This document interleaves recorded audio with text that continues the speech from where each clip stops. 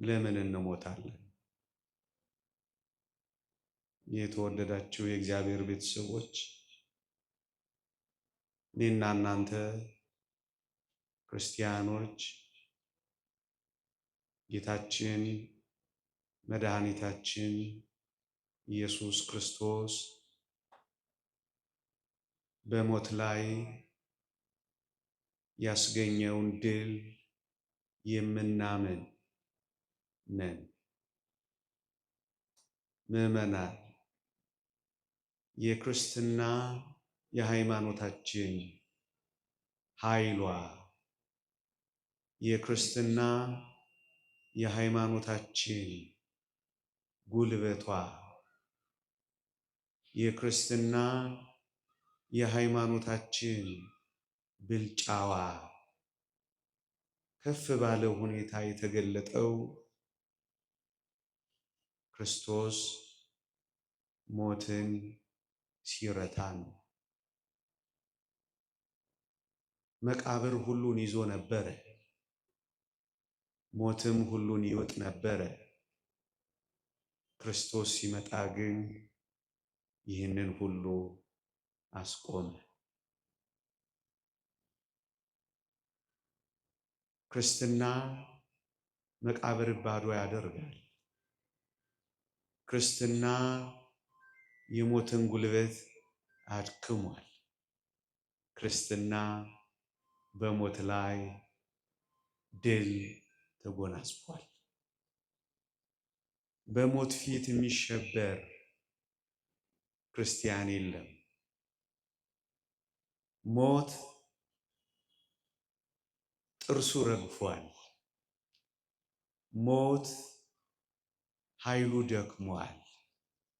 ሞት ባሩዱ የወጣለት ቀለ መጫወቻም ሆኗል።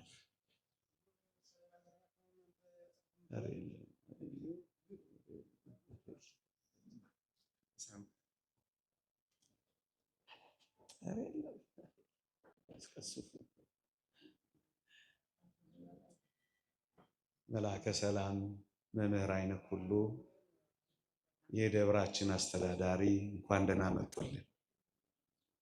ፈቅደውልናል እንድንቀጥል። ትሰሙኛላችሁ? ድምጼ ይሰማል አይደል?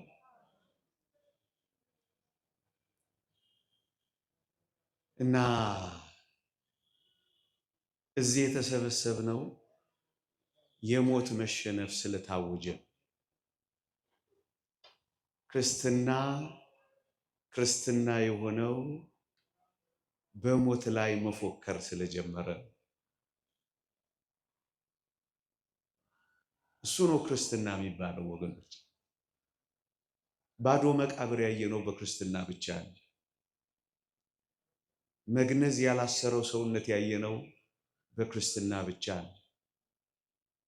ቤተ ክርስቲያን ክርስቶስ ከሞት ከመነሳቱ በፊት ደጆቿን ዘግታ ትኖር ነበር። ምዕመናን ፈርታ ያለቀሰች፣ ሐዋርያትን ማለት ነው። ጌታችን ከሞት ከተነሳ በኋላ ግን ደጆቿን የከፈተችው በጌታችን በመድኃኒታችን በኢየሱስ ክርስቶስ ሞት ስለተሸነፈ ነው። እኛም ቀና ያልነው ደፍረን ማውራት የጀመርነው ቅዱስ ጳውሎስ እንዳለ ሞት ሆይ መውጊያ የታለ? ሲኦል ሆይ ድል መንሳት የታለ?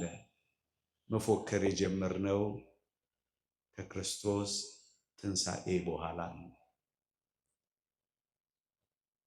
ለዚህ ነው እነዚህ ነገሮች ክርስቲያኖች ሁል ጊዜ እንድናስተውላቸው የሚያስፈልገው። እውነት እንነጋገር ከተባለ የምር ይሄንን ኃይል፣ ይሄንን ጉልበት፣ ይሄንን ጸጋ፣ ይሄንን ብልጫ ብዙዎቻችን ስላልተረዳን በሞት ፊት እንርበተበታለን። ሞት የሰበረን ብዙዎች አለን።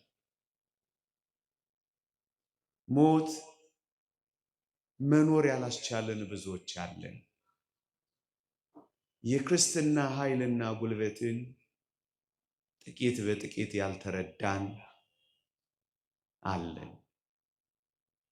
እሱን ለማስረዳት ነው በዚች ማለዳ የመረጥኩት። ለምን እንሞታለን?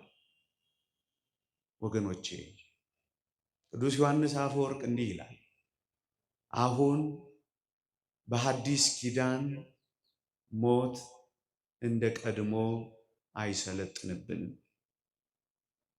መቃብርም እንደ ቀድሞ አይዘንም፣ መግነዝም እንደ ቀድሞ አያስረንም፣ መፍረስ መበስበስም ለዘላለም አያሸተንም። እና ለምንድን ነው የምንሞተው?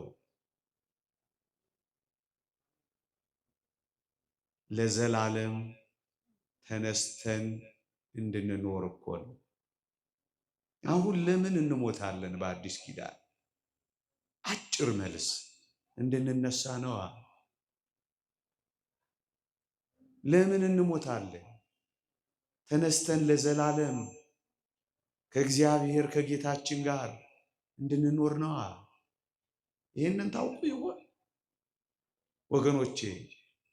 የእናታችን ማህፀን ለዚህ ዓለም እንደሚወልደን የመቃብር ማህፀን ደግሞ ለዘላለም ሕይወት የሚወልደን ሆነ። ለምን ወደ መቃብር እንገባለን? ወደ ላይ ሊወስደን። ለምን እንሞታለን? እንድንነሳ። አሁን የምትሞቱት አሁን የምንሞተው አደራችሁን ሸሸ ተበላሸ ለመባል እንዳይደለ ወቁ። እናስ ልንነሳ ነዋ። መጽሐፍ ቅዱስ ይህን ያስተምራል። አዎ እንደውም ባጭር ቃል እንዲህ ይላል ቅዱስ ጳውሎስ፣ ካልሞትክ አትነሳም ይላል። ካልሞትን ስለማንነሳ። ለዚህ ነው ስለ ሞት ያለን የመጀመሪያው ሐሳብ የምንሞተው ልንነሳ ነው ብለን ነው። ለዚህ ነው እምብዛም የማይከፋል። ስለ ፍቅር እናለቅሳለን፣ ስለ አብሮነታችን እናዝናለን፣ ስለነበረን አንድነት ጥቂት ደግሞ እናነባለን። በዋናነት ግን ለመነሳት እንደሆነ እናውቃለን። ምዕመናን፣ ቅዱስ ጳውሎስ ይህን ለማስረዳት የተጠቀመበት ልዩ ምሳሌ እንዴት ውብ ነው መሰላችሁ! እንዲህ ይላል፣ አንተ ሰነፍ የቆሮንጦስ ገበሬ፣ አንተ የምትዘራው ስንዴ ካልፈረሰ፣ ካልበሰበሰ፣ ካልሞተ ሕያው ይሆናል እንዴ ይላል። ስንዴ ሕያው ሆኖ ስንዴ የሚሆነው ሲፈርስና ሲበሰብስ ነው። ሕያው ሆኖ የሚኖር ሁሉ መሞት አለበት። ለምንድን ነው የምንሞተው? ሕያው እንድንሆን ነዋ።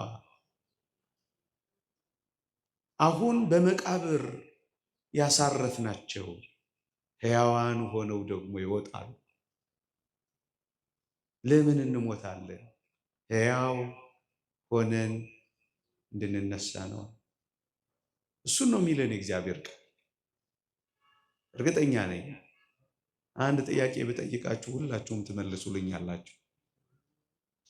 እስኪ መነሳት የምትፈልጉ ከክርስቶስ ጋር ሕያው ሆናችሁ መኖር የምትፈልጉ እስኪ እጃችሁን አውጡልኝ። እርግጠኛ ነኝ እግርም ቢወጣ ኖሮ እናወጣ ነበር አይደለ? አውርዱ። አከታትዬ ሌላ የተንኮለኛ ጥያቄ ደግሞ ላቀርብላችሁ። መነሳት ትፈልጋላችሁ አይደል? መሞት የምትፈልጉ ደግሞ እስኪ እጃችሁን አውጡልኝ።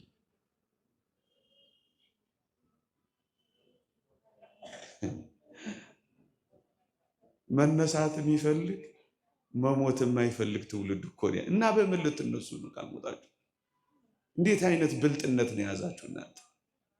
እየነገርኳችሁ ካልሞትን እኮ ምን አንልም። መነሳት እየፈለግን መሞት እየተነፋፈግን ይቻላል ወዳጆቼ? እንዲህ አይነት ብልጥነት አያዋጣም። የምንሞተው ልንነሳ ነው። ለመነሳት ምን እናደርጋለን? እንሞታለን።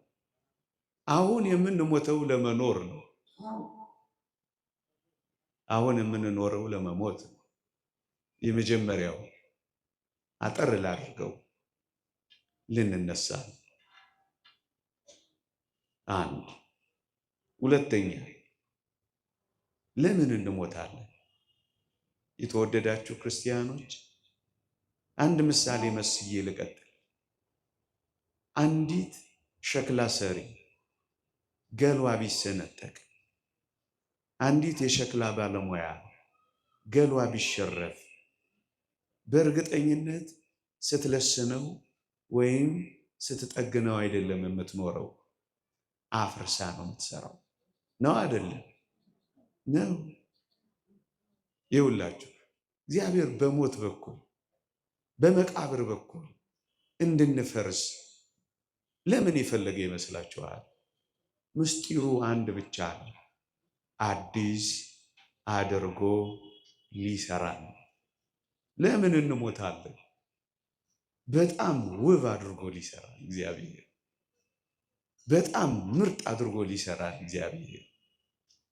በሞት በኩል ሊሰራን እግዚአብሔር ጥቂት በጥቂት ያፈርሰናል እግዚአብሔር። ለምን እንሞታለን? አዲስ አድርጎ እግዚአብሔር ሊሰራን ነው። ይህን እግዚአብሔር ቃል ይደግፋል። አዎ በሚገባ እንዲህ ይላል ቅዱስ ጳውሎስ፣ በውርደት እንዘራለን፣ በክብር እንነሳለን። በመበስበስ እንዘራለን፣ ባለመበስበስ እንነሳለን። በድካም እንዘራለን፣ በኃይል እንነሳለን ይላል። የከበሩ ዕቃዎች እንድንሆን እግዚአብሔር ያፈርሰናል። ወገኖቼ የእግዚአብሔርን ምስጢርና ጥበብ ተመልከቱ። እግዚአብሔር በሕይወታችን በፍጥረታችን ሁሉ አንድም ነገር ያለ ጥቅማችን አድርጎ አያውቅም። እግዚአብሔር መጥፎ የሚባለውን ነገር እንኳን ምናልባት የመጨረሻው ሞት ከሆነ እሱን ራሱ እግዚአብሔር አዲስ አድርጎ ሊሰራል ያመጣ። ይኸው እንዳነበብኩላችሁ ይኸውላችሁ እያብለጨለጭን የጌታችንን መልክ ይዘን እንደ መስታወት ክብሩን እያሳየን ለመነሳት ነው የምንፈርሰው። ምናልባት ሳጥን ውስጥ ስንገባ የተዋረድን ሊመስል ይችላል። አይደለም፣ በክብር ልንነሳ ነው የምንገባው። ደካማ የሆንን እንመስላለን መላወስም ሲያቅተን። አይደለም፣ ፍጻሜው እንደምናየው ተገንዞ ደክሞ መቀመጥ አይደለም፣ በኃይል መነሳት ነው። ታዲያ የክርስትና ብልጫው ምንድን ነው? ታዲያ ለምንድን ነው መንፈሳውያን የሆን ነው? ታዲያ ጠባለ ኪዳን መሸለ ቁርባን ለምን ትገሰግሳላችሁ? አንድ መናኛ ሰው እዚህ ቆማችሁ ለምን ታደምጣላችሁ? ታዲያ የክርስትና ኃይሏ የክርስትና ብልጫ በዚህ ውስጥ ነው ያለው ወገኖቼ። ፈርሰን አንቀርም፣ እንሰራለን። በስብሰን አንቀርም፣ አዲስ እንሆናለን። ተዋርደን አንቀርም፣ እንከብራለን። ደክመን አንቀርም፣ እንበረታለን። ገብተን አንቀርም፣ እንወጣለን። እንደሱ ነው ነገሩ። ይህን እግዚአብሔር እንዴት ባለ ምስጢር ያደርገዋል መሰላችሁ? የሚያፈርሰን ሊሰራ ነው ወገኖች። ምዕመናን በሞት ብቻ አይደለም፣ በተለያየ መከራ በተለያየ ፈተና ምናልባት ለመፍረስ የቀረብን ከሆነ እንደ ክርስትና ምናምነው እግዚአብሔር በዛ ውስጥ እኛን እየሰራን ነው። በንውጽ ውስጣዎች ውስጥ እግዚአብሔር ኃይልና ብርታት እየሰጠን ነው። በሚደፍቁ ወጀቦች ውስጥ እግዚአብሔር ኃይል እያስታጠቀን ነው። እግዚአብሔር እየሰራን ነው። እዚህ ውስጥም እግዚአብሔር ያደረገው ምንድን ነው ካላችሁ፣ ወይ እየሰራን ነው ወገኖች። መቃብር ውስጥ እግዚአብሔር ሰው ይሰራል። ውዶቻችሁን አስታውሷቸው። እንደዛ ደክመው አይደለም በኋላ ምታዩዋቸው፣ በኃይል በብርታት እያብለጨለጩ እያብረቀረቁ የከበረውን ስጋ እንዲመስል የተዋረደው ስጋችንን ይለውጠዋል ይላል መጽሐፍ ቅዱስ። የከበረ ስጋ ያደርገዋል። ምዕመናን ለምን እንሞታለን? እንደገና ሊሰራን፣ እንደገና ሊያድሰን፣ እንደገና አዲስ ሊያደርገን፣ እንደገና ምርጥና ውብ ሊያደርገን ነው ወገኖቼ። ለምን እንሞታለን? እንደሱ ነው ነገሩ። ሶስተኛ ለምን እንሞታለን? በጣም የሚደንቅ ነገር ሊቃውንት ያስተምራሉ። የምንሞተው ሕያው ጉስቁል እንደ ሳጥናኤል እንዳንሆን ነው ይላሉ። ሳጥናኤል ዲያብሎስ ሞት አላገኘውም፣ ግንስ ሕያው ነው፣ ግን የጎሰቆለ ነው ወገኖቼ። እንደዛ በኃጢአት እንደወደቀ እንደዚያ በቀደመው አዳም በበደል እንደተጎሳቆልን እንደ ዲያብሎስ ሊተወን አልወደደም እግዚአብሔር። ሕያው ጉስቁል እንድንሆን አልፈቀደም እግዚአብሔር። እናስ ለዘላለም ሕያው ሆነን ደግሞስ ከጉስቁልና ወጥተን እጅግ የከበረ ሕይወት እንድንኖር ሞትን ሰጠን እግዚአብሔር። ሞትን ባይፈቅድን ሞት እንድንሞት እግዚአብሔር ባያደርግ ኖሮ ይላል አንድ ሊቅ፣ እንደ ዲያብሎስ ሕያው ጉስቁል ሆነን እንኖር ነበር ይላል። ለምን እንሞታለን? ሕያዋን ሆነን ግን የተጎሳቆልን ሆነን ከምንኖር ሞተን የከበርን ብንሆን እንደሚሻል እግዚአብሔር ስለሚያውቅ ነበር።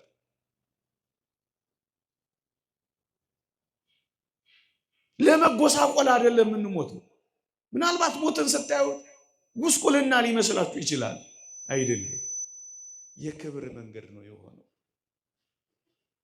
ሕያው ጉስቁል እንደ ሳጥናኤል እንዳንሆን እግዚአብሔር ስለመረጠን ነው ወገኖች። ሳጥናኤል ሕያው ነው፣ ግን የሚያሳዝን ጉስቁል ነው። ብዙዎችን ወደ ጉስቁልና የሚመራ ነው።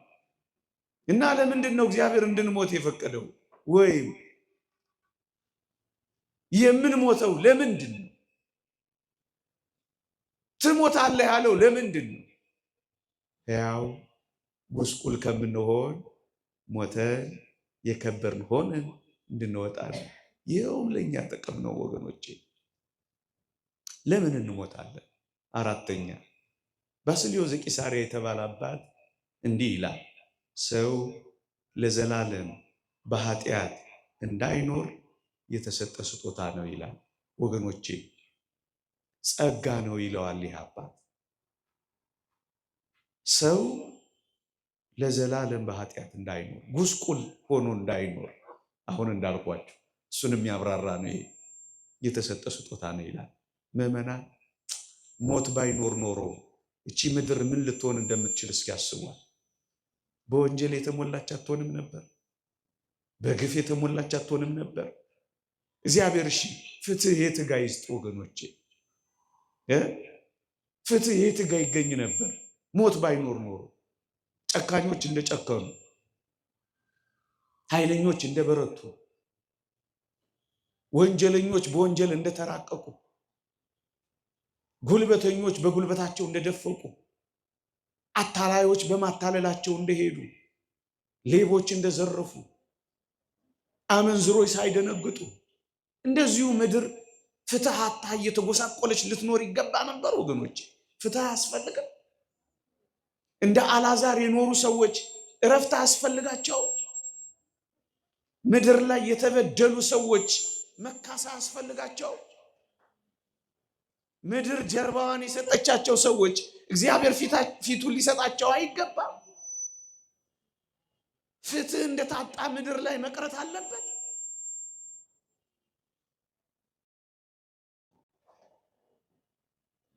እንደዚሁ መቀጠል አለበት? ፍትህ አያስፈልግም? ለዘላለም የሰው ልጅ እንደዚሁ እንደኖረ መኖር አለበት? እንዳስጨነቀ መኖር አለበት? ግፍ እየሰራ መኖር አለበት? ዋጋውን ማግኘት የለበትም? መቀጣት የለበትም? በአውደ ፍትህ መቆም የለበትም? ፍርድ አያስፈልገውም? ለዚህ ዓለም ያስፈልገው። ለጭምቶች ክብር፣ ለጨካኞችም ዋጋቸውን ሊቀበሉ ይገባል። እግዚአብሔር የፍትህ አምላክ ነው። ፍትህ ርት የሚያጸነው ደግሞ ከሞት በኋላ ባለው ህይወት ጥቂት ብዙ ጽድቅ ኖሯቸው ጥቂት ኃጢአት ያላቸው እዚህ ምድር ላይ ዋጋቸውን ጥቂት ይቀበላሉ፣ በዘላለም መንግስት ይከብራሉ። ብዙ ግፍ የሚሰሩ ጥቂት ደግሞ ምድራዊውን ነገር ይሰጣቸዋል እግዚአብሔር። ወዳጆቼ ሁሉንም ማለት አይደለም፣ በአብዛኛው የምድራዊ ምቾት ግን እኔና እናንተ ክርስቲያኖች ልንቀና ይገባል። እግዚአብሔር አንዳንዴ የሰማዩን ስለሚነፍቃቸው የምድሩን ደግሞ ጥቂት ጥቂት ይሰጣቸዋል። ምን ያስቀናቸዋል?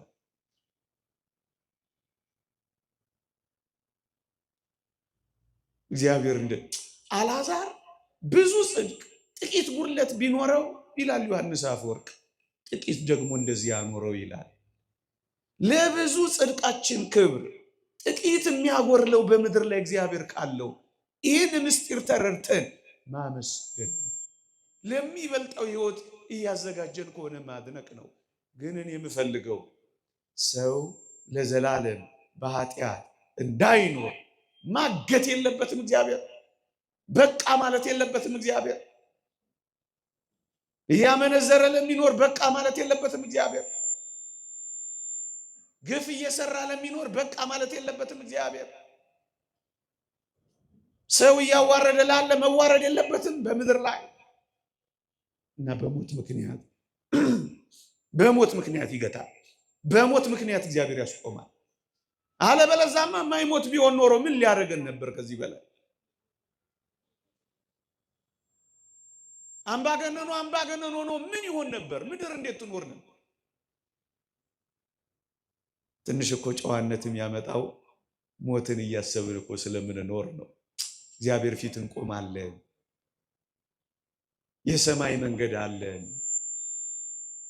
ጠያቂና ተቆጣጣሪ እግዚአብሔር አለን ስለምንል እኮ ነው ትንሽ አፋርም እንኳን የምንሆነው፣ ትንሽ እንኳን የምንደነግጠው፣ ትንሽ እንኳን የምንሰቀቀው፣ ትንሽ እንኳን የምንደነግጠው። ምዕመናን ለምንድን ነው የምንሞተው? ሰው ለዘላለም በኃጢአት እንዳይኖር እግዚአብሔር የሰጠን ስጦታ ስለሆነ ነው። የሰጠን ስጦታ ስለሆነ ነው። ለምንድን ነው የምንሞተው? የተወደዳችሁ ክርስቲያኖች በጣም የተሻለ ህይወት እግዚአብሔር ስላዘጋጀልን። አሁን እናንተን በዚህ ማለዳ እንዲህና እንዲያ ብሎ ልባችሁን ለማማለል አይደለም፣ የዘላለም እውነት ነው የምንነግራችሁ። አሁን ከምንኖርበት ሊነጻጸርም ሊወዳደርም ሊስተካከልም የማይችል ህይወት እግዚአብሔር ለእኔና ለእናንተ ስላዘጋጀ ወደዚያ ሊወስደን ስለሚፈልግ ነው። መጽሐፍ ቅዱስ እንደሱ ነው የሚለው። ልሄድ ከክርስቶስ ጋር ልኖር እናፍቃለሁ፣ ከሁሉ ይልቅ እጅግ የሚሻል ነውና ነው የሚለው። የሚሻል አሁን ከምንኖረው ህይወት ጋር የሚነጻጸር አይደለም። እግዚአብሔር በጣም የተሻለውን ስለሚያስብልን ነው። በሞት በኩል እግዚአብሔር የሚወስደን እጅግ ሊነገር የማይችል ቋንቋ የማይገልጠው ሕሊና የማይመረምረው ቅኔ የማይበቃው በመጻሕፍት ያልተጻፈ አዲስ በጣም የተሻለ ሕይወት ለእኔና ለእናንተ ስላዘጋጀ እሱን ነው የሚለው የእግዚአብሔር ቃል። የተሻለ ነገር፣ የተሻለ ሕይወት፣ የተሻለ ጣዕም፣ የተሻለ ቤት፣ የተሻለ አኗኗር እግዚአብሔር ወደዛ ሊወስደን ስላዘጋጀ ምዕመናን ታውቃላችሁ፣ ይህ ዓለም የድካም ነው። እንዴት እንደደከመን ታውቃላችሁ። እንዴት እንደሚያደክመንም ታውቃላችሁ። የተሻለው ሕይወት ምንድን ነው? እግዚአብሔር ለልጆቹ የሚሰጠው የእረፍት ሕይወት ነው። ማረፍ አለብን። እንደ ደከምን መኖር የለብን። እረፍት ነው። መጽሐፍ ቅዱስ እሱን ነው የሚለው። ነፍሴ ሆይ ወደ እረፍትሽ ተመለሺ፣ እግዚአብሔር መልካም አድርጎልሻልና እያለ ነው ዘማሪው ዳዊት የዘመረው። እረፍት ምዕመናን ወደ እረፍት እንደምንሄድ አስቡ እንጂ እርፍ ነው የምንለው። በጌታ የሚሞቱ ሙታን ብፁዓን ናቸው፣ ከድካማቸው ያርፉ ዘንድ ስራቸው ይከተላቸዋል የሚለው ለዚህ ነው። ከድካማችን የምናርፍበት ሕይወት ነው ምዕመናን። እርፍ ከድካማችን። ይሄ እውነት ነው። እርፍ ነው የምንለው ዝማሬ ባለበት እረፍት። እንደነዚህ አይነት ጉባኤያት፣ እንደነዚህ አይነት ዝማሬያት በቤተ ክርስቲያናችን እንዳለው አይነት ቅዳሴ እንዴት እርፍ ያደረግ እንደሆነ አስቡት። ያ የመላእክቱ ያ ድል የነሱ የቅዱሳን ማህበሩ ዝማሬማ እንዴት የበለጠ እረፍት አለው። የተሳለ የፊቱ መልክ በዚያ ያለ የጌታችን መልክማ እንደምንድን ነው ማያሳርፈው? ወደዚያ እረፍት ለመግባት ነው የምንቸኩለው ወገኖቼ። እረፍት አለው። እግዚአብሔር ለምን እንድንሞት ፈቀደ? ወይም ለምን እንድንሞት ሞት ተሰጠ ካላችሁ፣ ወይ እረፍን በዘላለም እረፍት ውስጥ እንድንኖር ነው። ማረፍ አትፈልጉ? እሱን ነው እግዚአብሔር የሰጠን። ይሄ ብቻ አይደለም። ለምንድን ነው ምን ሞተው? ምዕመናን አንድ የሚያስደንቅ ቃል እዚህ መጽሐፍ ቅዱሳችን ላይ ስለ አልዓዛር አብርሃም ያለው እንዴት ያስደንቃል! ምንድን ያለው? እርሱ በዚህ ይጽናናል ያለው። ይህ ዓለም የመጽናኛ ቦታችን ሆኖ አያውቅ። እንዳትጠብቁ እንዳትጠብቁ። እንደውም የሚለው በክፋት እየባሱ ይሄዳሉ ነው የሚለው። ዓመት ዓመት ሲጨምር ክፋት እየባሰ ነው የሚሄደው። ይሄን ማረጋገጥ ከፈለጋችሁ የጣሊያኗ ጠቅላይ ሚኒስቴር በቀደም ያለችውን ላስታውሳችሁ። ያለፈው ዓመት ትንሽ ከበድ ይል ነበር፣ አሁን 2026 ደግሞ በደንብ ይከብዳል ብላ ስትነግረን ነበር። ይነግሩናል እኮ አይገባንም እንጂ እኛ እየሰማችሁ በክፋት እየባሰ ነው አለ በሚሄድ። ይሄ ዓለም የክፋት ከሆነ፣ ይሄ ዓለም የማስጨነቅ ከሆነ፣ ይሄ ዓለም የስቃይ ከሆነ ክርስቲያኖች የመጽናናት ዓለም ግን እንዳለ እንዳትረሱ። ለምንድን ነው የምንሞተው? እንድንጽናና ነዋ። ይሄው የእግዚአብሔር ቃል እርሱ በዚህ ይጽናናል። መጽናኛ ቦታችን በምን ቋንቋ እንንገራችሁ?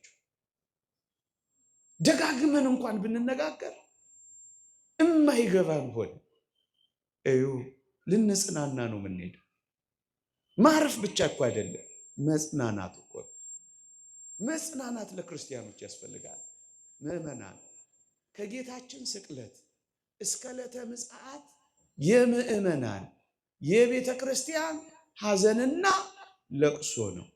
ደግሞ አለው ከጌታችን ስቅለት እስከ ዕለተ ምጽአት የቤተ ክርስቲያን ሐዘንና መከራ ነው፣ እንባ ነው፣ ስቃይ ነው። በዕለተ ምጽአት እስካላችሁኝ የቤተ ክርስቲያን መጽናናት ነው፣ የምዕመናን ረፍት ነው። የሌሎች ደግሞ ስቃይ የሚጀምረው ያኔ ነው። እየሰማችሁኝ ነው? የሌሎች ስቃይ የሚጀምረው ደግሞ ያኔ ነው። የእኛ ረፍት ደግሞ የሚጀምረው ያኔ ነው። ወደ መጽናናት አንዳንድ ሰዎች አሁን ያለችውን ቤተ ክርስቲያን እያዩ ምንድን ነው ይሄ ሁሉ? ለምንድን ነው እንደዚህ ምን ሆነው ብለው ያስባሉ። ወገኖቼ በዚህ ምድር ላይ የምታርፍ ቤተክርስቲያን የለችንም። ሁሉም ነገር ስትር አይልም።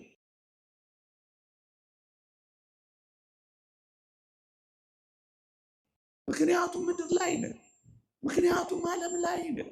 አይ ባህሪው አይደለም። እሺ መቼ ነው?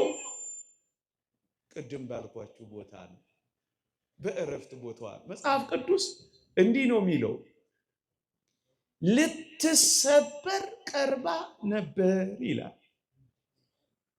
በባህሩ ላይ ስለነበረችው ታንኳ ሲናገር ልትሰበር ቀርባ ነበር ይላል። በምድር ላይ ያለችው ቤተክርስቲያን ተሰበረች አይልም፣ ልትሰበር ቀርባ ነበር ግን ይላል። አሁን የምታዩት ወደዚያ መቅረብ እንኳን እስከሆነ ድረስ እውነት ነው፣ በምድር ላይ ይሆናል። የምናመሰግነው ግን ጌታችንን ተሰበረች ስለማይል።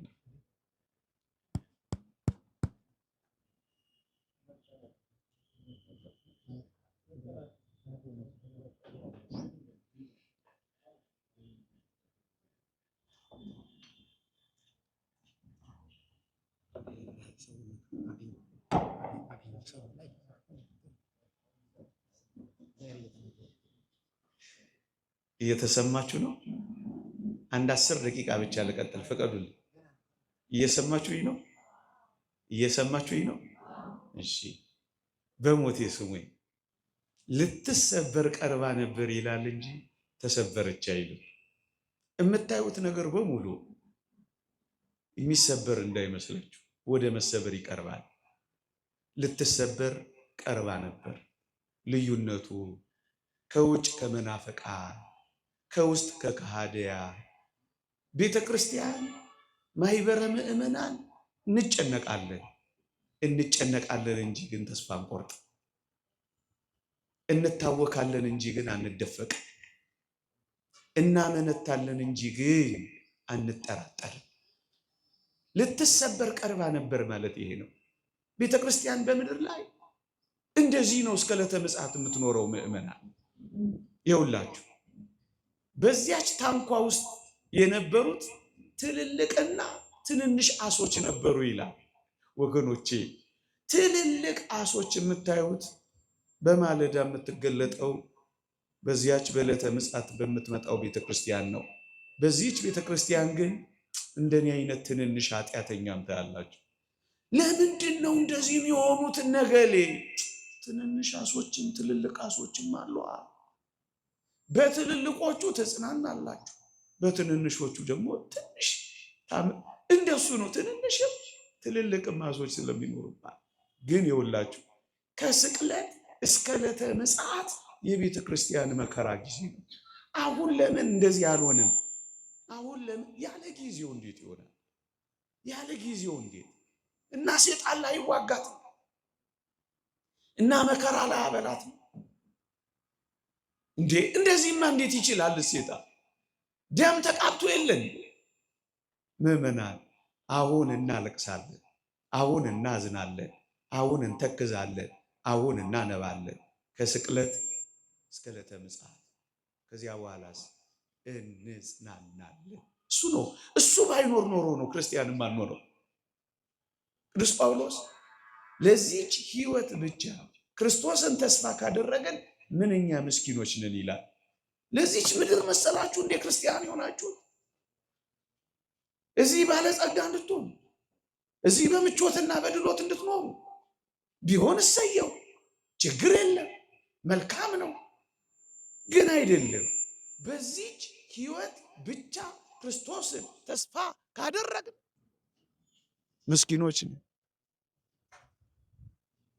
በዚህ ተሰቃይተን በሰማይ ልንጽናና፣ በዚህ ደክመን በሰማይ ልናርፍ፣ በዚህ ጎሎን በሰማይ ሊሞላልን፣ በዚህ አተን በሰማይ ልናገኝ ነው። በዚህ ነፍርቀን በሰማይ ልንቦርቅ ነው። በዚህ ለቅሶ ይዞን በሰማይ ሳቅ ሊይዘን። እንደሱ ነው ኑሮ ክርስቲያኖች። የመጽናናት ሕይወት ውስጥ ሊከተን ነው የምንሞት። አለበለዛማ አትውሰደን ካልነው እንዲሁ እየነፈረቅን መኖር ነው ምዕመናን። ስለዚህ ለምንድን ነው ይበቃሃል መሰለኝ ነገር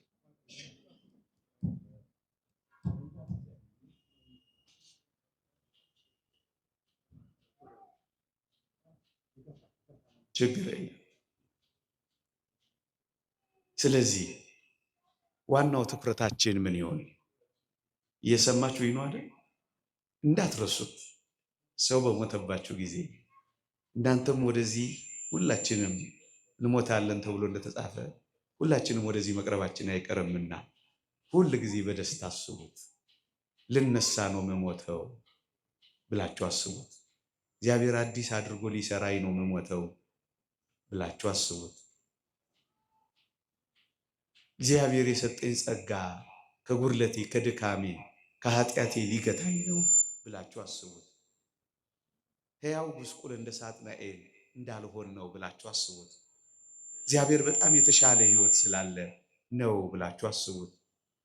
መጽናናት ስላለብኝ ማረፍ ስላለብኝ የእረፍት መንገዴ ሊያደርገው ነው እግዚአብሔር ብላችሁ አስቡት። ክርስቲያን እንደዚህ ነው የሚያስበው ወገኖች። ብዙ ጊዜ እንማረዋለን እንጂ አላመን ያለው ነው ወገኖቼ። እንዴት አናምነው? ብዙ ነገር አምናችሁ የለዚህ የመጣችሁ እንዴ? እወርዳለሁ አለ ወረደ፣ አምነነዋል። እሞታለሁ አለ ሞተ፣ አምነነዋል። እነሳለሁ አለ ተነሳ፣ አምነነዋል። አረጋለሁ አለ አረገ፣ አምነነዋል። ስፍራ ላዘጋጅላችሁ እሄዳለሁ አለ፣ አምነነዋል። ታዲያ የሚሰጠንን ስፍራ ልንጠራጠር ይገባል? እመኑት፣ እግዚአብሔርን እመኑት። በዚህ ህይወት ውስጥ የሚበልጥ ህይወት እያዘጋጀ እንደሆነ እወቁት። ለዚህ ነው አሁን እኛ ክርስቲያኖች ቀና ብለን የምንሄደው፣ የማናፍረው፣ የማንደነግጠው። ይሄ ህይወት በፍጹም ስለተሰጠን። አጭር ማጠቃለያ ሰጥቼ ያበቃለሁ። ስለዚህ የክርስትናችን ጥልቅና ዋናው ተስፋችን ከሞት ባሻገር ያለው ህይወታችን ስለሆነ ሰው ክርስቲያን ከሆነ ሞቱን እያሰበ ደግሞ ሊኖር ይገባል። አሁን በእረፍተ ወልደ ሰማዕት በዚህ ታላቅ መምህራችን፣ ትጉህ መምህራችን፣ ቅን መምህራችን፣ ደግ መምህራችን ለቤተ ክርስቲያን እድሜውን ዋጋ ከፍሎ ላረፈ ወንድማችን መታሰቢያ ስናደርግ እኛም ፈቀቅ ብለን በተዘክሮተ ሞት ሞትን እያሰብን ልንኖር ይገባል። ምዕመናን፣ ምናልባት ነግሬያችሁ ከሆነ አላውቅም፣ ያ ታላቁ ንጉሥ እስክንድር ምን ያደርግ ነበር ይባላል?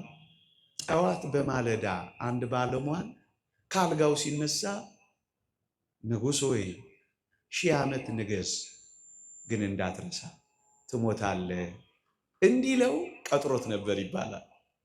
ስለዚህ ሞቱን እያሰበ ይውላል። ደግሞ ማታ ሲመጣ ንጉሥ ሆይ 1000 ዓመት ንገስ፣ ግን እንዳትረሳ ትሞታለህ ይለዋል። ሰው በተዘክሮተ ሞት በእግዚአብሔር ፊት ነፍሳችን እንደምትቆም፣ እግዚአብሔር እንደሚጠይቀን፣ እግዚአብሔር እንደሚቆጣጠረን፣ እግዚአብሔር ፊት እንደሚቆም ሰው ማሰብ መቻል አለበት። ጥንቃቄያችንና ትኩረታችን በአንድ ነገር ላይ ብቻ ያነጣጠረ ሊሆን ይገባል፣ ከዚህ ዓለም ስለመለየታችን። ይህን እያሰባችሁ ዋሉ እደሩ እያልኩ ህይወታችሁን አበላሹት እያልኩ አይደለም። ብሉ፣ ግን ደግሞ ብዙ ጾሙ። እረፍት አድርጉ፣ ግን ደግሞ ትጉ። ስሩ፣ ግን ደግሞ እንደምትሞቱ አስቡ። ኑሩ፣ አንድ ቀን ግን ከዚህ ዓለም እንደምንለይ አትርሱ። እንደሱ ማለት ነው ትኩረታችን። ይሄ ዓለም ለመዘጋጃነት ብቻ ነው የተሰጠን፣ ለመስሪያነት ብቻ ነው የተሰጠን፣ ለመሸጋገሪያነት ብቻ ነው የተሰጠን። ይህ ዓለም ትኩረታችን ሁሉ እዚህ ዓለም ላይ ማድረግ የለብንም።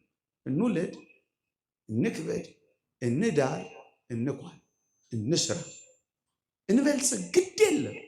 በዋናነት ግን ትኩረታችን እዚህ ዓለም ላይ ሊሆን አይገባም። እንደ ጥላ ያልፋል። በጣም አጭር ነው፣ ይሄዳል። የተወደዳችሁ ክርስቲያኖች እነሆ ዓመታትና ወራት እንደ ህልም እያለፉ ነው። እንደ ከሰዓት ጥላም እየሸሹ ነው። አሻራዋን ሳትጥል እንደምትሄድ አንዲት መርከብ ዘመንና ዘመናት አሻራቸውን እንኳን ሳይጥሉ ወደ ኋላችን እየጋለቡ ነው። እመኑኝ፣ ዘመኑ ደግሞ እየተጠቀለለ ነው። ዘመኑ ደግሞ እየቀረበ ነው። ስለዚህ እግዚአብሔር ቃል እንዲህ ይላል፣ የህይወትን ፍጻሜ አስብ፣ ኃጢአት አትሰራም ይላል። ኃጢአት መስራት ካልፈለጋችሁ እሞታለሁ፣ ሞት አለብኝ በሉ። እሱን የሚያስብ ሰው በእግዚአብሔር ፊት ኃጢአት አይሰራም። ምዕመናን፣ ለዚህ እኮ ነው አባቶቻችን መሬት ዘመዴ ናት፣ ስኖርም ቀለቤ፣ ስሞትም ልብሴ ናት እያሉ መሬት አፈርሽን ቀስ ብዬ ረግጣለሁ፣ ነገ ካንቺ በታች መሆኔን አውቃለሁ እያሉ እየተቀኙ እኮ የሞቱት። አበቃ። ፍጻሜን ካሰብክ ጨዋ ክርስቲያን ትሆናለህ። ፍጻሜን ካሰብክ ግፍ አትሰራም። መልስ እንደምትሰጥ ካሰብክ በጥንቃቄ በምድር ላይ መልስ ትሰጣለህ። ሞት እንዳለብህ ካሰብክ አትገልም። የሚቆጣጠርህ እንዳለ ካሰብክ የሌላ ሰው አትሰርቅም። የህይወትን ፍጻሜ አስብ፣ ኃጢአት አትሰራም። ኃጢአት አትሰራም። አሞኖስ የተባለ ሊቅ እንዲህ ይላል፣ ሞት ቅርብ እንደሆነች የሚያስብ ሰው ብዙ ህብር ያለውን ኃጣው አይሰራም፣ ብዙ ኃጢአት አይሰራም ይላል። ምዕመናን፣ እንዲህ ባሉ የደጋግ ሰዎች መታሰቢያ በምናደርግበት ቀን ይሄን በማሰብ ጥንቃቄያችን ሊጨምር ይገባል። በንግግራችሁ ተጠንቀቁ፣ በአኗኗራችሁ ተጠንቀቁ፣ በዚህ ምድር ላይ ባለ የህይወት ምልልሳችሁ ተጠንቀቁ፣ የበለጠ ተጠንቀቁ። ጌታችን እንደኖረ ጌታችን እንደተመላለሰ በወንጌል አልሰማችሁም? ስለ ጌታችን የተቀጠቀጠ ሸምበቆን አልሰበረም፣ የሚጤስን የጧፍን ክርም አላጠፋም ይላል። እንዴት በጭምትነት እንደኖረ። አሁን በእኛ መካከል መጣላት ጉዳያችን ሊሆን ይገባ ነበር። መኳረፍስ የኛ ህይወት ሊሆን ይገባ ነበር።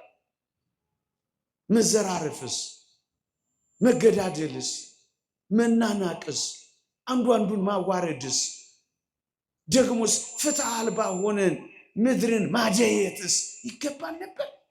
አያችሁ፣ ሞት እንደሌለበት የሚያስብ ሰው እንደነዛ እንደ ኤጲቅሮሳውያን ነገ እንሞታለንና እንብላ፣ ነገ ስለምንሞት እንጠጣ፣ ነገ ስለምንሞት እንዝናና እንዳትሉ፣ ነገ ስለምንሞት እንጾም፣ ነገ ስለምንሞት እንቆጠብ፣ ነገ ስለምንሞት ጨዋ እንሁን። እንደሱ ነው የሚባለው። እንደሱ ነው የሚባለው ክርስቲያኖች።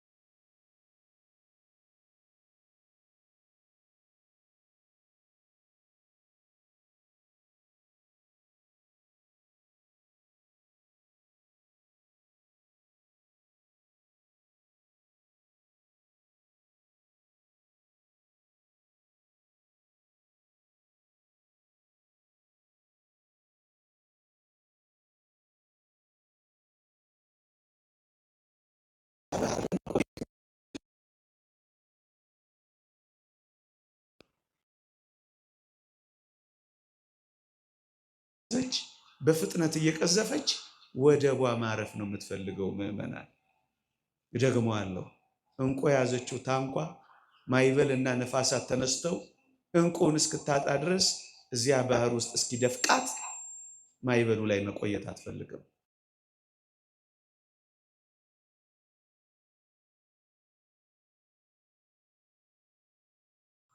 በዚህ ዓለም ላይ ብዙ መቆየት ይፈልጋል።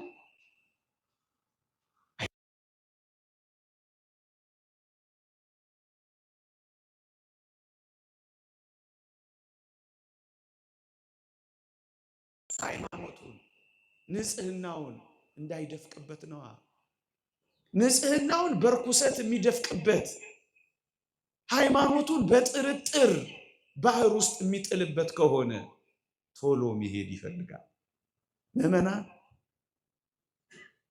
ይሄን ስነግራችሁ እያዘንኩ በቅርብ ጊዜ በሚቀጥሉት ዘመናት ሲሆን በውድ ካልሆነ በግድ የሚያስጨንቅ ዘመን ይመጣል። መጽሐፍ ቅዱስ ነው የተናገረው። የሚያስጨንቅ ዘመን እንዲመጣ ይሄን ወቁ ይላል እግዚአብሔር ቃል። በተአምራትና በምልክቶች አታሎ በድንቆች ማርኮ የሚያሳምን ይመጣል። ወጀቡና ሀብሎ እኮ ከባድ እኮ ነው ምዕመናን። ካልሆነስ እንደዚህ አስወድዶ እንደዚህ አስለምዶ ይሞክራል፣ ብዙዎችንም ያታልላል። ክርስቶስ ከእንግዲህ በድንቆችና በምልክቶች አይደለም የሚመጣው፣ ለፍርድ ነው የሚመጣው። ሐሳዊው መሲህ ግን ሰሞኑን የእስራኤሉ ጠቅላይ ሚኒስትር እንደተናገሩት መሲሐችን ይመጣል እንዳሉት በተአምራትና በድንቆች የሚመጣው መሲሐቸው ግን ኢየሱስ ክርስቶስ አይደለም። እንግዲህ ምን ያክል ሊያስጨንቅ እንደሚችል እዩት። ሲሆን በውድ በፈቃድ በማስወደድ በማስለመድ፣ ካልሆነስ በግድ አትበላም አትጠጣም እያለ ይሄንን ካላደረግ ይሄንን አንሰጥህም እያለ በመኖር ዋስትና መካከል እየገባ እንዴት ያስጨንቃል መሰለ። ታዲያ ወጀብና ማዕበል ማለት ይህ አይደል? መኖሪያ እያሳጣ አፍ ላይ የምትቀምሰው የምትልሰው እየነፈገ ዋሻ ፍርክታ ላይ እንዳታርፍ እንኳን እያባረረ የሚኖር ከሆነ ወጀብና ማዕበል ይህ አይደለም? ታዲያ በዚህ ውስጥ መቆየት የምትፈልግ ክርስቲያናዊት ነፍስ የቷ ነች? ወደ ሄዳ ማረፍ አትፈልግም? ምዕመናን የተዘረጉ ማሳረፊያ እጆች አሉ። ታስታውሳላችሁ? ኖህ ቁራውንም ርግቡንም ሲልክ እጆቹን በመስኮቱ አውጥቶ ሊያሳርፋቸው ፈቅዶ ነበረ። ቁራ ማረፍ አልፈለገም። የሞተውንም ምናምኑንም እየበላ እዚያ መንከራተት ጀመረ። ርግቢቱ ግን ለእግሮቿ ማሳረፊያ እዚያ ስላጣች ለእግሮቿ ማሳረፊያ ከኖህ እጆች በቀር የት ትገሰግሳለች? ናም ከፍ አድርጌ ይሄንን ቃል ልናገር። ከጌታችን ችንካር ከበሳው የቁስሎቹ እጅ ሌላ ለኔና ለእናንተ ማረፊያ እዚህ ዓለም ላይ አለ። ምን ላይ ታርፋላችሁ ክርስቲያኖች? ከጌታችን እጆች በቀር ምን ወደብ አለን ወገኖቼ? ማን ሊያሳርፍ ትፈልጋለህ? እዚህ ዓለም ላይ አንድ ማረፊያ አለን፣ የጸጥታ ወደብ። ወደዚያ ልንገሰግስ ይገባል። የክርስቶስ እጆች ተዘርግተዋል። እነዚያ የቆሰሉ እጆች፣ እነዚያ የደሙ እጆች፣ እነዚያ የተበሱ እጆች ርግቢቱን እንዳሳረፋት ኖህ እኔና እናንተን ለማሳረፍ ተዘርግተዋል። ማን ይሆን? እዚህ ዓለም ላይማ አላርፍም፣ እዚህ ዓለም ላይማ ረፍት የለኝም፣ ረፍቴ አምላኬ ነው ብላ የምትገሰግስ ነፍስ ምንኛ የታደለች ናት። ማዕበሉ እንዳያሰጥማት፣ ወጀቡ እንዳያናውጣት፣ ሃይማኖቷን፣ ክርስትናዋን፣ ንጽህናዋን፣ ጸጋዋን እንዳይደፍቅባት የምትገሰግስ ነፍስ እንደሱ ነው ወገኖቼ። አውግስጢኖስ እንደተናገረው ነፍሳችን ካንተ በቀር ሌላ ማረፊያ የላትም እንዳለው። ምን ማረፊያ አላት? ምን መተከዣ አላት? ምን መመርኮዣ አላት? ምን መተንፈሻ አላት? ምን መሞረቅ አላት? ከዚህ እጆች በቀር ምን አላት? ለዚህ ነው ወደ ረፍት ወደባችን ልንገሰግስ ይገባል። በዚህ ዘመን በተለይ ደስ በማሰኙ ወራት፣ የሚሰሙት ነገሮች በሚሰቀጥጡበት ወራት፣ በረቂቅ መንገድ ልናስበው ከምንችለው በላይ ዓለም ሊፈትነን በተዘጋጀበት ወራት ኃይላችን አንተ ነህ፣ ብርታታችን አንተ ነህ፣ መሸሸጊያችን አንተ ነህ፣ ማረፊያችን አንተ ነህ፣ ጉልበታችን አንተ ነህ፣ መደበቂያችን አንተ ነህ፣ መጽናኛችን አንተ ነህ፣ ምርኩዛችን አንተ ነህ። ተስፋችን አንተ ነህ፣ መደበቂያችን አንተ ነህ። እሱ ነው የሚያስፈልገን። ሌላ ምን ማረፊያ አለ? እንኳን እኛ ምንም የሌለን ያላቸው እንኳን ማረፊያ አይኖራቸው፣ ያላቸው እንኳን መጠጊያቸው አይኖራቸው። ዛሬ ስንናገር ዓለም ዘግቶናል፣ አልሰማ ብሎናል።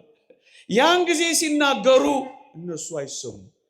ዛሬ እኛን አፋችንን አዘግተው ሊሆን ይችላል፣ ነገ ግን ይሄ ዓለም አፉን ይዘጋል። ዛሬ እኛን ስንጮህ የሚጮኸን አተን ሊሆን ይችላል፣ ያን ጊዜ ግን ይጮሃሉ። እናት የልጇን ጩኸት አትሰማም ይላል። ዛሬ በክርስቲያኖች ላይ ፍጅት ይኖራል፣ ከዕለተ ስቅለት እስከ ምጽአት ብያችኋለሁ። ያን ጊዜ ግን ፍጅት ይሆናል። ከባድ ፍጅት ነው ወገኖች። ግድ የላችሁ፣ የመጽናኛ ቦታ አለን፣ የእረፍት ቦታ አለን። ወደዚያ ልንገሰግስ ይገባል። እንቋችንን፣ ሀብታችንን፣ ጸጋችንን እንዳይወስድብን። አንድ ሊቅ እንዲህ ብሎ ይናገራል። ሄሮኒመስ የተባለ ሊቅ ምን ይላል? እቴ ሞት አንቺ ደጃፉን ካልከፈትሽልኝ በቀር የአምላኬን ፊት ለማየት መዝለቂያም የለኝ ይላል። የአምላካችንን ፊት እኮ የምናየው በሞት በኩል ነው ወገኖቼ። ያን የተወደደ የአምላካችንን መልክ፣ ያን የፍቅር መልክ፣ ያን የርኅራኄ መልክ፣ ያን የደግነት መልክ፣ ያ ስሙ ይሄ ነው ሊባል መጠሪያ የሚያጥረው መልክ፣ እሱን የምናየው በሞት በኩል እኮ ነው። እቴ ሞት አንቺ ደጃፉን ካልከፈትሽልኝ በቀር የአምላኬን ማየት አልችልም። ይህ የተወደደ ወንድማችን የሚሰብክለትን አምላክ ለማየት ነው የሄደው። እንዴት ይደንቃል! ትላንት ከኛ ጋር ነበር። ምናልባትም ይሄኔ እዚህ ጉባኤ ላይ እያስተማራችሁ ይሆናል። አሁን ግን እዚያ በአምላኩ ፊት የአምላኩን ፊት እያየ ነው። ምን ይደንቃል! ታድሉ! ይህ እጅግ የሚደንቅ ነው። ክርስቲያኖች ልብ የሚናፍቀው ነው። ጻድቁ ኢዮብ እንኳን ከዛ ሁሉ መከራ በኋላ ምን እንዳለ አልሰማችሁም? እኔ ግን የሚቤዠኝ ሕያው እንደሆነ አውቃለሁ፣ በመጨረሻም ዘመን በምድር ላይ እንዲቆም ይህ ቁርበቴም ከጠፋ በኋላ በዚያን ጊዜ ከሥጋ የተለየች እግዚአብሔርን እንዳያውቃለሁ። እኔ ራሴ አየዋለሁ፣ ዓይኖች የሚመለከቱታል፣ ልቤ በመናፈቅ ዝሏል ይላል። የሚናፍቁት ሰዎች ሲያዩ እንዴት ደስ ይላቸው! እሱ የደስታችን ሁሉ ፍጻሜ ነው። እሱ የተድላችን ሁሉ ማብቂያ ነው። በሞት በኩል ነው ወገኖች፣ በሌላ በምንም ነገር የለም። በሞት በኩል የክርስቲያኖች ፍጻሜ ይሄ ነው ወገኖቼ። መጨረሻ ምዕመናን አንድ ነገር ይዘን የምንሄደው አንድ ነገር ቢኖር ሃይማኖታችን ናት፣ ምግባራችን ናት። ስለዚህ እሱ ላይ ልናተኮር ይገባል። ሃይማኖታችሁን አጽንታችሁ፣ ምግባራችሁን አቅንታችሁ። እኔ ዛሬ 10 ምናምን ዓመት ይሆን እንደ መምህር ዘላለም አይነት አንድ ደግ መምህር ነበር። ጋሽ ግርማ ከበደ ይባላል። ምን አለ ይባላል? ሃይማኖቴን አጽንቼ ምግባሬን አቅንቼ ከሞትኩ አላሉ አንድ ሰው ጥቁር ለብሶ እንዳይቀብረኝ አሉ። እንደው በረከቱ ይደርብን የሚባል ደግ ሰው ነው በእውነት። አንድ ሰው እውነትም በቀደም እንደነበረው አስደናቂ ነጭ ልብስ ለብሰው ነው የቀበሩት። እንዲህ አይነት መኩሪያ መምህራን፣ እንዲህ አይነት ያስተማሩትን የኖሩበት የሚኖሩትን የሚያስተምሩ ደጋግ ሰዎች ብልጭ ብለው ያጽናኑናል እኮ። በብዙዎች ተስፋ ቆርጠን ቀና የምንልባቸው እኮ ሰዎች አሉ። እግዚአብሔርን የምናይባቸው፣ ቤተ ክርስቲያንን የምናይባቸው፣ ሰው መሆንን የምናይባቸው ሰዎች አሉ። እነዚህ ሃይማኖታቸው ምግባራቸው ይዘው ነው ወደ እግዚአብሔር የሚሄዱት። ምን ይይዛሉ ታዲያ? ምን ይይዛሉ? ምን ሳላንዲኖስ የሚባል አንድ የእሳያ ንጉሥ ምን አደረገ ይባላል? ንጉሥ ነው። ወደ መቃብር ስገባ እጄን ከፍ አድርጋችሁ ከመቃብሩ በላይ አውሉኝና ነው የምትቀብሩኝ አላቸው አሉ። እና እጁ ላይ ምን ይዞ ነበር አሉ? ይሄ ሰው እራፊ ጨርቅ ብቻ ይዞ ነበር አሉ። ከዚህ እራፊ ጨርቅ ውጪ ሳላንዲኖስ ምንም ነገር አልሄደም ብላችሁ ለሕዝቤ ንገሩ አለ። ምን ይዛችሁ ትሄዳላችሁ? ከቤታችሁ ምናልባት የመዋቢያ ሳጥናችሁን ይዛችሁ ልትሄዱ ትችላላችሁ። መልካም ነው። ወደዚያ ሳጥን ግን ስትገቡ የመዋቢያ ዕቃችሁ የለም። ምሳ ሳህናችሁን ይዛችሁ ልትወጡ ትችላላችሁ ከቤታችሁ። በዚያ ሳጥን ውስጥ ስንገባ ግን ምሳ ሳህናችን የለም። ምንም ከዚህ እራፊ ጨርቅ በቀር ማንም የሚወስደው ነገር የለም። አንድ ጥሪት ግን አለን። አንድ ሀብት ግን አለን። አንድ ጸጋ ግን አለን። አሞኒዮስና አውሳቢዮስ እንደተናገሩት ለቅዱሳን